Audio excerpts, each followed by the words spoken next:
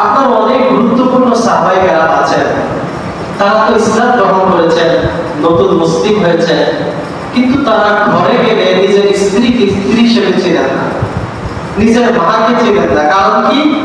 মাদকাসক্ত। কিসের কারণে?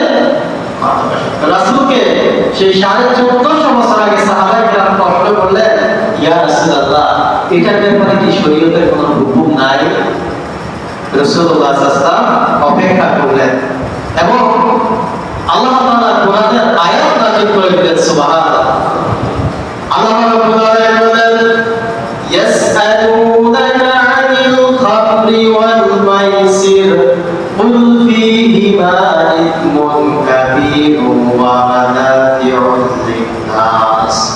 হে রাসূল, আপনাকে সাহাবায়ে কেরাম মদ এবং জুয়া সম্পর্কে জিজ্ঞাসা করে, আপনি তাদেরকে বলে দেন এই মদ এবং জুয়াটা হচ্ছে একটি বড় ধরনের অন্যায়, বড় ধরনের পাপ, ওয়া মানাফিউল লিন-নাস, তবে মানুষের জন্য একটু উপকার আছে।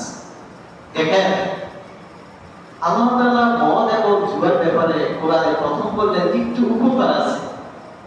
এখন এই আয়াতকে যদি কেউ বিকৃত করে মনে করে কোরআনেই তো আছে একটু উপকার আছে, তাহলে খায়, তাই না? দেখেন, আল্লাহ তাআলা বলেন, লা ইউকাল্লিফুল্লাহু নাফসান ইল্লা উসআহা। আল্লাহ তাআলা বান্দাকে সাথে সাথে কোনো জিনিস নিষেধ করেন না। বান্দার কষ্ট হয় এমন কিছু আল্লাহ তাআলা চান না।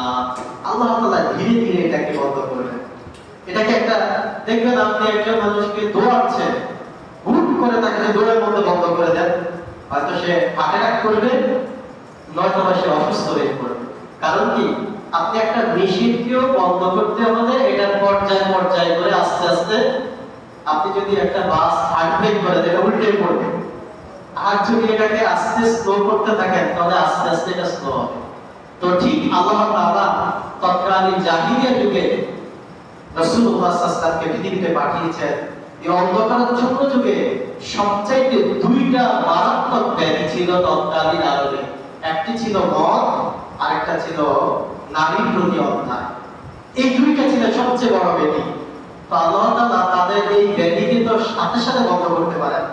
বন্ধ করলেই রাসূলের বিরুদ্ধে যাবে এবং নতুন নতুন সাহাবী, যারা নতুন সাহাবী হয়েছে, তাদের বিরুদ্ধে আচরণ করবে। আল্লাহ তাআলা এটা আস্তে আস্তে তাদেরকে বুঝাচ্ছেন। আল্লাহ তাআলা বলছেন, রাসূল, আপনাকে তারা মদ এবং জুয়া সম্পর্কে জিজ্ঞাসা করে, আপনি তাদেরকে বলে দিন যে কুল ফীহিমা ইসমুন কাবীর, এটা হচ্ছে বড় ধরনের পাপ। এটা গ্রহণ করা কি? বড় ধরনের